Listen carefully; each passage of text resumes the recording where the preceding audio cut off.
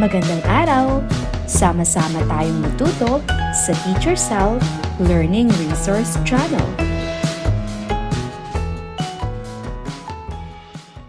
Filipino 3, Quarter 4, Week 8. Hudiyat ng pagsusunod-sunod, hudiyat ng pagpapaliwanag. Saan ka man at saan ka man pumunta, ang tahanan ay kapag kasama mo ang iyong pamilya at ang pagmamahal sa isa't isa ang nagbubuklod sa inyo. Naranasan mo na ba na lumipat ng inyong tahanan? Ano ang iyong naging pakiramdam? Natutukoy ang huwaran ng organisasyon ng tekstong impormatibo, hudiyat ng pagsusunod-sunod.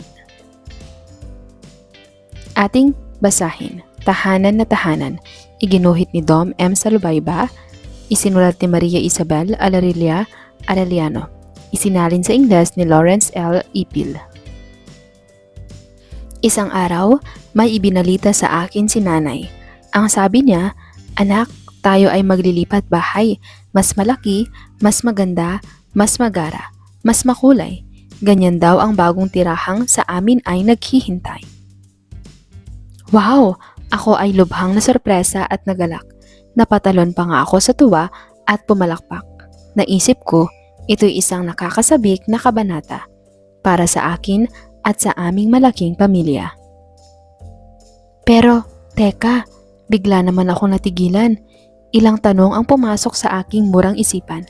Madadala kaya namin ang lahat ng kagamitan? Wala kayang importanteng maiiwanan? Makakasama ba ang lahat ng kapamilya ko? Di kaya mahirap puntahan yon at masyadong malayo? At paano na kaya ang aking mga kaibigan? Di kaya sila maligaw patungo sa bagong tirahan? May hardin din kaya sa aming lilipatan? Meron din bang nakakaaliw na palaruan? Marami rin kayang lugar na pwedeng pasyalan? Maibibigay ba nito lahat ng aming kailangan? Sinulyapan ko ang aming bahay.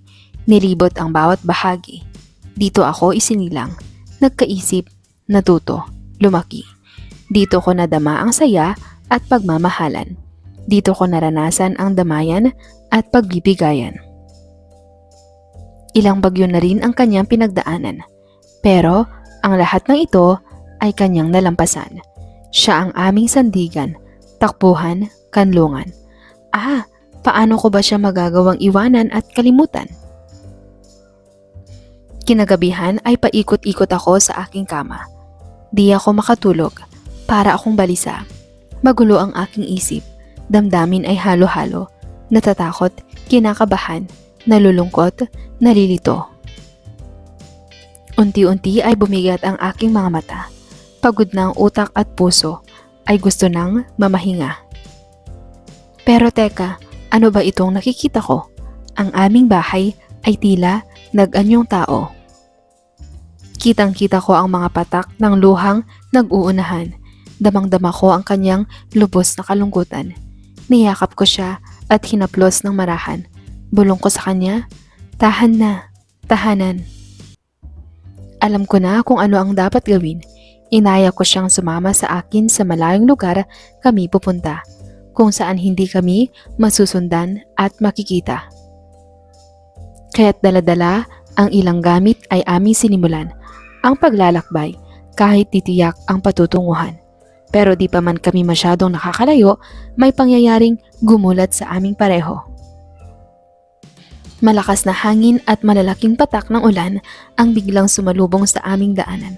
Nakakatakot ang tubig na rumaragasa. Kami ay inanod, pati na ang aming pag-asa. Napapikit na lamang ako sa sobrang pangamba. Hinigpitan ko ang paghawak sa tahanang sinisinta. Pakiramdam ko ay mabilis na umikot ang buong mundo. Pero pagbukas ng aking mata, nasa kama pa rin pala ako. Di ko na napigilan ang aking mga luha sa pagtulo. Nilapitan naman ako ni nanay at masuyong niyakap ako. Ang sabi ni nanay, "Shh! Tahan na aking bunso. Normal lang naman na matakot ka sa pagbabago. Pero huwag kang mag-alala. Dahil pangako sa iyo, doon ay magiging mas masaya tayo. Tandaan mo na lagi kong hangad ang pinakamaganda para sa ikabubuti ng ating pamilya." Hindi mo naman kailangang iwanan o kalimutan ang masasayang alaala nitong ating tahanan. Sa halip ay ipunin at baunin mo lahat ito bilang mahalagang bahagi ng buhay mo. Anak, lagi mo rin sanang tatandaan ang tunay na kahulugan ng tahanan.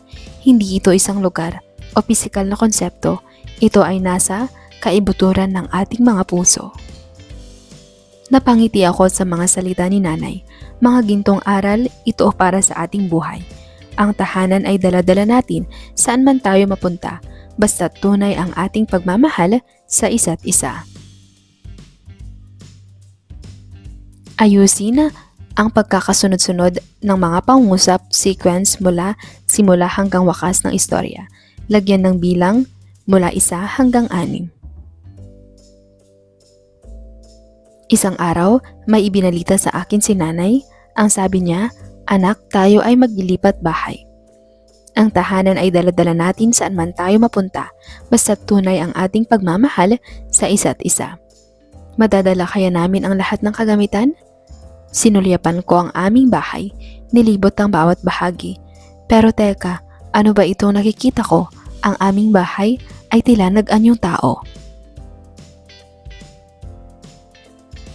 Gamitin sa pangungusap ang mga sumusunod na salita. Basang sisiw, buhay alamang, gintong kutsara, pusong mamon, luha na buhaya. Si Ana ay parang basang sisiw ng mapagalitan ng guro. Ayaw niyang maranasan ang buhay alamang kaya nagsikap siyang mag-aral. Lumaki siya na may gintong kutsara dahil mayaman ang kanilang pamilya. Si Liza ay may pusong mamon kaya madaling maawa sa iba. Hindi naniwala si Carlos sa kanyang luha ng buhaya matapos niyang magsinungaling. Kulayan ng dilaw ang kahon kung ito ay ayon sa kaisipan mula sa binasang kwento. Lilipat ng tahanan ang buong pamilya. Inisip ng bata kung madadala ba nila ang lahat ng kanilang kagamitan sa bagong bahay. Naisip ng bata na maiiwan na niya ang lahat ng kanyang kaibigan. Nakaramdam ng lungkot ang bata dahil mahal niya ang lumang tahanan. Sinabi ng kanyang ina na ang tunay na kahulugan ng tahanan ay ang pagmamahal sa isa't isa. Paano hinarap ng bata ang lungkot sa kanyang puso sa paglisan sa kanilang lumang tahanan? Iguhit ang inyong tahanan, lagyan ito ng maikling paglalarawan.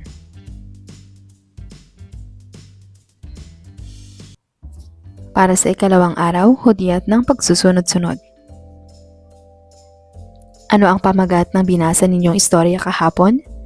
Ano naman ang iyong naramdaman habang binabasa ang kwento? Bakit mahalaga para sa isang pamilya ang tahanan? Ano ang naging aral sa istorya? Para sa layunin ng ating aralin, natutukoy ang huwaran ng organisasyon ng tekstong impormatibo. Hudyat ng pagsusunod-sunod. Pagbasa ng talata. Sinulyapan ko ang aming bahay, nilibot ang bawat bahagi. Dito ako isinilang, nagkaisip, natuto, lumaki. Dito ko nadama ang saya at pagmamahalan. Dito ko naranasan ang damayan at pagbibigayan. Ilang bagyo na rin ang kanyang pinagdaanan, pero ang lahat ng ito ay kanyang nalampasan. Siya ang aming sandigan, takbuhan, kanlungan. Paano ko ba siya magagawang iwanan at kalimutan? Malakas na hangin at malalaking patak ng ulan ang biglang sumalubong sa aming daanan. Nakakatakot ang tubig na rumaragasa.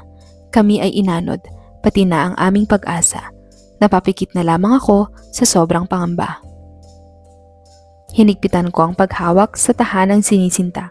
Pakiramdam ko ay mabilis na umikot ang buong mundo, pero pagbukas ng aking mata, nasa kama pa rin pala ako. Puna ng talahan na yan, sa ibaba, magbigay ng konotatibong kahulugan nito. Salita umaga, denotasyon panibagong araw, konotasyon pag-asa. Kadena, nilagyan ng kadena. Oras, panahon. Itim, kulay itim. Ahas, hayop na gumagapang. haligi, poste o suporta. Muling balikan ang mga pangyayari sa talata. Itala ang mga likas na sakonang binanggit dito. Gamit ang hudyat ng pagkakasunod-sunod, muling isalaysay ang istorya. Una, pangalawa, sumusunod, sa huli. Sumulat ng isang maikling paglalarawan ng iyong magagandang karanasan sa inyong tahanan. Pagbabahagi ng gawang reflection sa klase. Para sa ikatlong araw, hudyat ng pagpapaliwanag. Suriin ang larawan.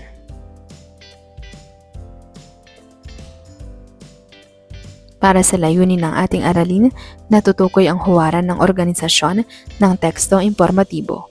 Hudyat ng pagpapaliwanag.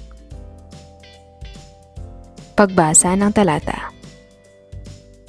Ang hazard map ay isang mapa na nag-highlight sa mga lugar na apektado ng isang partikular na panganib.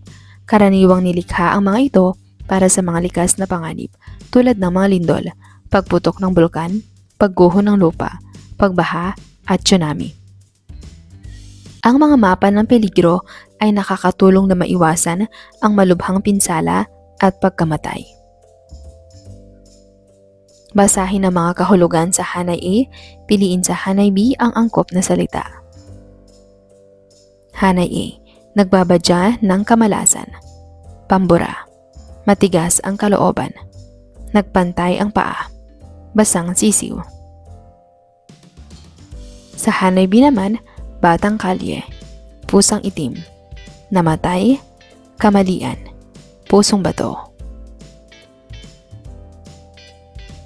Tungkol saan ang binasang talata? Ano ang gamit ng isang hazard map? Anong sakuna o panganib ang binanggit sa talata?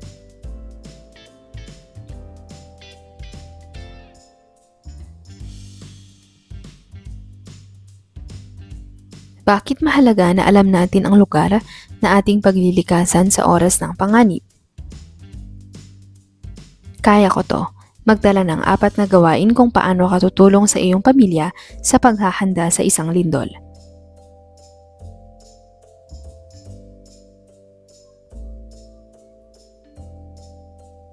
Gumawa ng isang hazard mapping ng inyong tahanan.